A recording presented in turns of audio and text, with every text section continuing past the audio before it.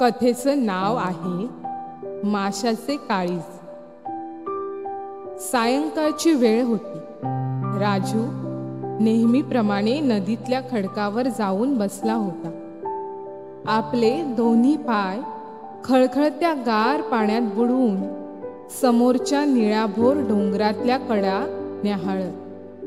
क्षितिज कड्यांनी पक्षाचे रानथवे उडत जाताना पाहून त्याचा मनमोर थुई थुई नाचत असे. त्या हेल काव्यांनी पायाखालचे पाणी उसळ धरून नाचत होते. दररोज ही रमणीयता निसर्ग वेड्या राजूच्या मनाला नित्य लाभत असे. आजही तसेच झालेले. पलीकडच्या काठावर राजूचा जिवलग मित्र बबलू पाण्यात गळ टाकून बसलेला. अचानक त्याच्या गळाला धक्का बसल्यामुळे त्याने जोराचा फार असा लगावला होता की त्याच्या गळाला लागलेला मासा उंच आकाशात उडाला. तो पलीकडे जाऊन नयनरम्य समाधीत दंग असलेल्या राजूच्या मांडीत येऊन थडकला. थांब राजू, माझा मासा पकडून ठेव. म्हणूनच गळाभर पाण्यातून बबलू धावतच राजू जवळ सुसर वेगाने पाणी कापत येत होता. तोपर्यंत राजूने माशाला ओंजळीत धरत त्याचे गळ्याने फाडलेले गालफड हळूवार पाण्याने धुतले होते. क्षणभर त्या जखमी माशाची तडफड व बबलूच्या हावरटपणाची धडपड याची राजूला कीव येत होती. अशा वेळी काय करावे हेच राजूला कळेना. पण बबलूच्या दडपडीपेक्षा प्राण संकटात असलेल्या माशाला आपण वाचवलं पाहिजे असा राजूच्या मनाने निर्णय घेतला. म्हणूनच त्याने हलकेच ओंजळीतला मासा पाण्यात सोडला. इथे मात्र बबलूचे काबाड कष्ट राजूच्या करुणेमुळे फुकट गेले होते. बबलूला राजूचा खूपच मोठा राग आला. त्याने राजूची असलेली आपली मैत्री तिथेच तोडून तो मोकळा झाला. दुसऱ्या दिवशी नेहमीप्रमाणे राजू शाळेच्या अर्ध्यावरच असलेल्या बबलूच्या घरी लवकरच पोहोचला होता. पण नेहमी वाट पाहत उभा असलेला बबलू एकटाच शाळेत गेला. शाळेत आज त्याने राजू सोबत बसायचा बाकडाही बदलला होता. दुपारचा डबा खातानाही शेजारी येऊन बसलेल्या राजूजवळ ढुंकूनही त्याने पाहिलं नव्हतं.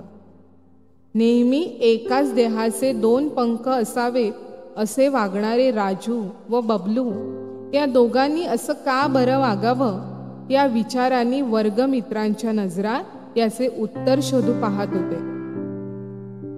दुपारच्या मधली सुट्टीनंतरची दुसरी तासिका समाज जीवनाची होती. ढोले सरांनी सर्व मुलांना श्रमदानासाठी जवळच्याच ओढ्याकाठी नेले होते. छोटे मोठे दगड गोळा करून शाळेच्या नवीन इमारतीला हातभार लावणे या उद्देशाने ढोले सर पछाडले होते. मुलंही सरांच्या मागून धावत होती. दोघं मुलं एक एक दगड पकडून ओढ्याच्या वर काठावर नेऊन गोळा करत होते. यावेळी बबलू धावतच राजू जवळ येऊन, चल राजू, आपण तो मोठा दगड उचलूया म्हणत राजूचा हात पकडून तो त्याला ओढतच घेऊन गेला. हसत खेळत एक दोन दगड दोघांनीही तीरावर आणून टाकले होते. मात्र आताचा दगड खूपच मोठा व ओबडधोबड होता. बबलूने एक कडा उचलताच राजूनेही खालून हात लावत दगड उचलला. इतक्यात कालपासून बबलूच्या मनात तयार झालेला विषाचा गोळा वितळला. एका बाजूने पकडलेला दगडाचा हात बबलूने झटकन काढून घेतला. मग काय, तो भला मोठा दगड राजूच्या नाजूक कोवळ्या पायावर दानकन पडला होता. आई ग म्हणत राजू खाली कोसळला. आपल्याला कोणी पाहिलं नाही हे पाहून आता बबलूने तिथून पळ काढला. मात्र इकडे राजूच्या पायाचा दगडाखाली चेंदा मिंदा झालेला. ढोले सरांनी राजूच्या पायावरचा दगड झटकन उचलत अलगदपणे त्याला शाळेच्या अंगणात आणून आडवा ठेवला. राजूच्या पायाची तर पुरणपोळी झालेली.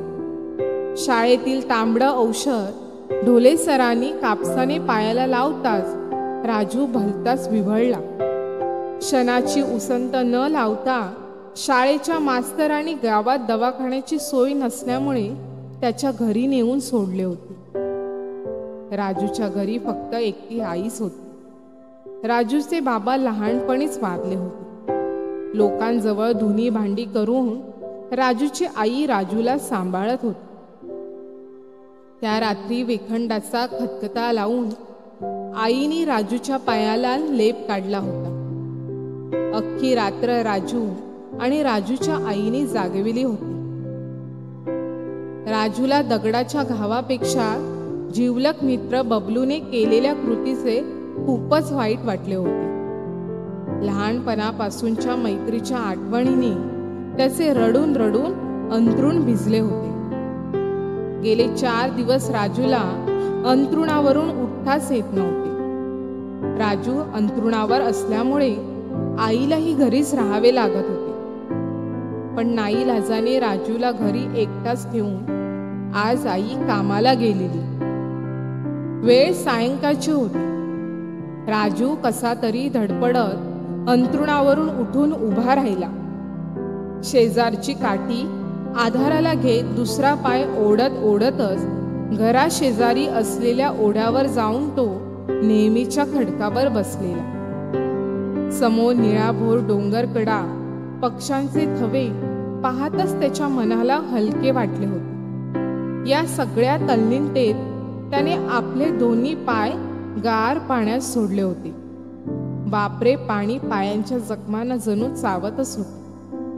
तरीही राजू तसेच पाय पाण्यात सोडून समोरचे दृश्य पाहण्यात तल्लीन झाला होता. काही वेळाने राजूला कसली तरी जाणीव झाली. त्याच्या पायांच्या जखमांना कोणीतरी गुदगुल्या करत होता. त्याला थोडं हायसं, थोडं हलकसं वाटत होतं. म्हणून राजूने पाण्यात पायाखाली निरखून पाहिलं तर एक मासा त्याच्या पायाची जखम आपल्या तोंडाने साफ करीत होता. राजूने वाकून खाली पाहिलं तर त्या माशाचे गालफड फाडलेलं होतं. राजूने त्या माशाला आता बरोबर ओळखलं होतं. क्षणभर राजूला काही कळेनासेच झाले. मात्र ज्या माशाला आपण बबलूपासून जीवदान दिले तोच मासा आज त्याच्या जखमेतला पू आपल्या जिभेने साफ करतो आहे. हे पाहून राजूने वर आकाशात पाहत देवाला नमस्कार केला. त्या रात्री राजूच्या पायाची जखम खूपच बरी झाली होती. वेखंडाचा लेप लावताना आईलाही आश्चर्यच वाटले. काय रे राजू, तुझी जखम इतकी साफ कोणी केली? आईने राजूला चकित होतच विचारलं. अगं आई, माझ्या मित्राने.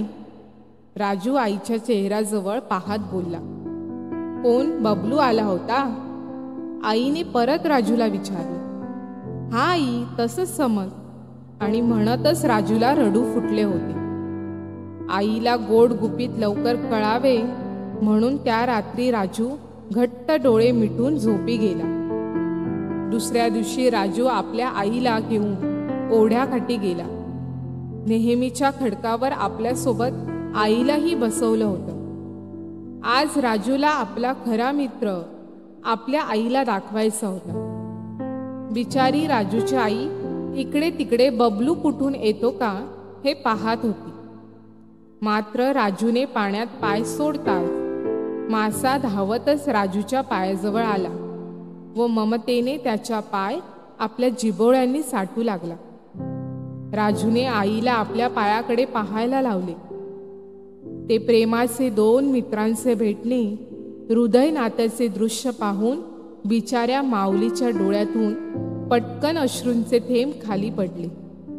त्या माशाने ते 2 अमृतकण आपल्या पोटात घेत आपल्यालाही ममतेचे क्षण हवे हे दाखवून दिले. आईने त्या पाण्यातल्या माशाला ओंजळीत घेत आपल्या छातीशी घट्ट धरले. त्यावेळी पाण्याविना जगू न शकणाऱ्या माशाच्या काळजालाही ममतेचा प्रेमाचा स्पर्श झाला. गोड मेवा. मैत्री ही माणसाने माणसाशीच करावी अशी गोष्ट नाही. ती जगातल्या कोणत्याही प्राण्यावर, कोणत्याही घटकावर करावी. निर्मळ मैत्रीची परतफेड सुखावणारीच असते.